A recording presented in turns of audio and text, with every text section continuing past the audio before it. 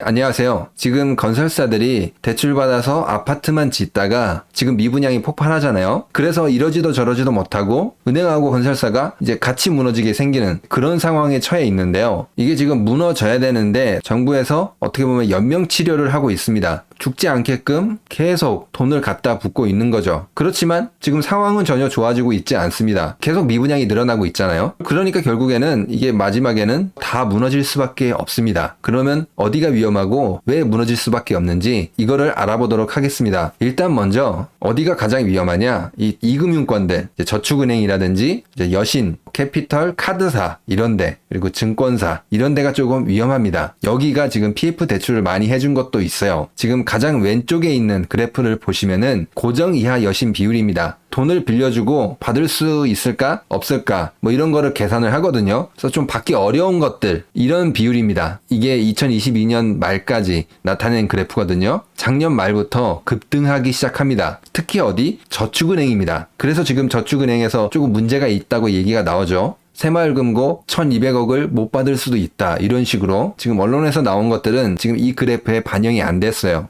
그렇기 때문에 사실상 이것보다 훨씬 더 높은 수치로 이 금융권들이 부실할 겁니다. 그래서 가운데 그래프 연체율을 보시면은 이건 역시 작년 4분기 한 10월 이후부터 계속 상승을 하고 있어요. 이렇게 연체율이 높아지고 있는 와중에 오른쪽에 보시면은 이제 총자산 순이익률입니다. 돈을 얼마나 벌고 있냐 이거를 봤을 때 점점 감소를 하고 있어요. 그러니까 이거를 같이 비교를 해보면은 돈은 벌기 어려워지는데 빌려줬던 돈은 떼이고 있는 상황이다 입니다. 그러면 이제 대형은행은 어떠냐? 이거를 살펴봤을 때 고정 이하 여신 비율, 돈을 못 받을 수 있는 그런 비율이 비교적 낮아요. 앞에 있는 것보다. 하지만 여기도 뭐 안심할 수는 없는 것 같아요. 뭐 전세 대출이라든지 이런 것도 많이 있으니까 부동산 하락하면서 타격을 받을 수 있거든요. 뭐 주택담보대출 그런 부분들은 반영되진 않았어요. 그래도 그나마 앞에 있는 이금융권보다는 비교적 안전할 겁니다. 이제 큰 문제는 일어나지 않을 겁니다. 근데 이제 중요한 건 건설사들이 지금 위험하죠. 지금 왼쪽 그래프를 보시면은 이게 한계 기업 비율, 그러니까 3년 연속 이자도 못 갚을 정도로 경영 상황이 어려운 그런 건설사들 비율인데 작년부터 급등하기 시작했어요. 대기업 같은 경우에도 9.4%, 10개 중에 하나는 이자도 내기 어렵다. 그런 기업들이 생겨났습니다. 중소기업 같은 경우에는 15%, 한 100개 중에 15개는 내일 당장 문 닫아도 그렇게 이상하지 않는 기업들이 됐습니다. 지금 이 그래프는 건설사들만 나타내는 그래프입니다. 그래서 이제 큰 기업들, 건설회사별 재무 여력 상황 이거를 잠깐 체크하고 가면은 까만 점 요것만 보시면은 부채 비율 정도로 보시면 됩니다. 지금 롯데건설, 태영건설, 동부건설, 뭐 코오롱 글로벌 이런 곳이 위험합니다. 아무튼 이렇게 건설사가 위험하니까 정부가 계속 지원해주면서 이제 버티고는 있어요. 연명하고는 있죠. 근데 이게 왜 무너질 수밖에 없냐? 여기만 지원한다고 살아날 수 있을까요? 아니죠. 살아날 수가 없습니다. 여러분 자영업자 대출 얼마 있죠? 작년 말 기준 1000조가 돌파했습니다. 자영업자 대출이. 여러분들 뉴스나 언론에서 자영업자 대출에 대해서 뭐 지원을 해주겠다, 어떤 대책을 내겠다 이런 뉴스를 보신 적 있나요? 저는 못 본 것 같아요. 자영업자들은 지금 버림받았어요. 자영업자에 있는 부채가 1000조거든요. 이걸 막아도 여기서 터질 겁니다. 뭐 가계부채도 마찬가지고요. 어떻게 보면 같이 연결이 되는 거거든요. 자영업자하고 가계부채하고. 여기도 조금 살펴보면은 지금 DSR 의자라든지 원금 갚아야 되는 비율 뭐 이거를 살펴보면은 왼쪽 그래프 이 빨간색 그래프인데 그러니까 소득의 40%를 금융권에 갖다 바치는 비중이 전체 가구에서 24.7%입니다. 100만 원을 벌어서 40만 원을 갖다 바치는 비율이 4명 중에 1명입니다. 그리고 자영업자 같은 경우에는 3명 중에 1명이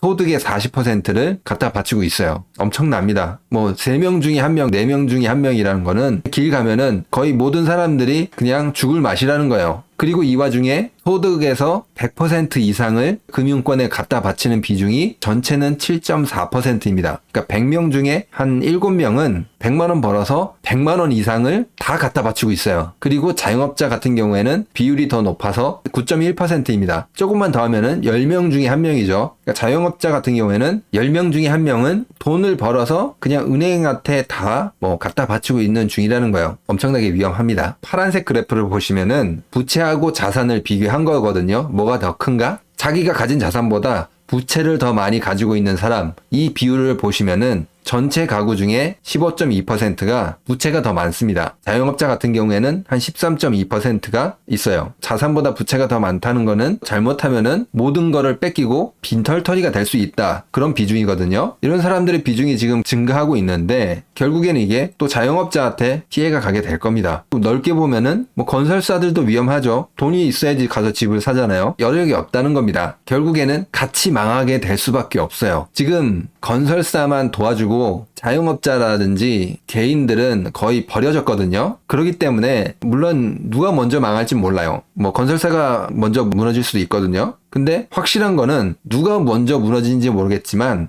결국에는 무너질 수밖에 없는 구조로 가고 있다라는 겁니다. 건설사 도와주는데 건설사 괜찮아지나요? 안 괜찮아지잖아요. 근데 자영업자라든지 이런 개인들은 전혀 도움을 받지 못하고 있습니다. 결국에는 지금 다 망한다는 겁니다. 뭐 지금 못 견디겠다, 동네 가게, 뭐 폐업, 지갑이 닫히고 있다, 뭐 이런 말들이 나오고 있거든요. 계속 어려울 수밖에 없는 게 지금 물가가 또 인상할 겁니다. 여러분 지금 밖에 나가서 뭐 사기가 무섭잖아요. 마트 가도 정말 무섭습니다. 이렇게 올라버리면은 자영업자들은 망할 수밖에 없겠죠. 건설사나 은행도 위험하긴 한데 정부에서 지원을 해주잖아요. 근데 이 와중에 뉴스를 보니까 뭐 고의 파산하는 건설사들도 조금 있는 것 같더라고요. 일부러 돈을 안 갚고 정부한테 기대는 거죠. 이제 이런 건설사들도 지금 나오고 있어요. 법정 관리 들어갔다. 나는 모르겠다, 배째라 이렇게 하는 거잖아요. 지금 이거는 조금 화나는데 이런 일도 있을 수 있다라는 겁니다. 오늘은 전체적으로 건설사라든지 은행 왜 위험한지 이거를 살펴봤고 자영업자라든지 개인들도 위험하고 또 이들이 지금 얼마나 버려져 있는지 이런 상황도 조금 살펴봤습니다. 결국에는 같이 망할 수밖에 없는 구조로 가고 있다. 그것도 말씀드렸습니다. 그러면 오늘 영상은 여기서 마치도록 하겠습니다. 구독과 좋아요, 알람 설정, 응원의 댓글은 영상을 만드는데 많은 힘이 됩니다. 감사합니다.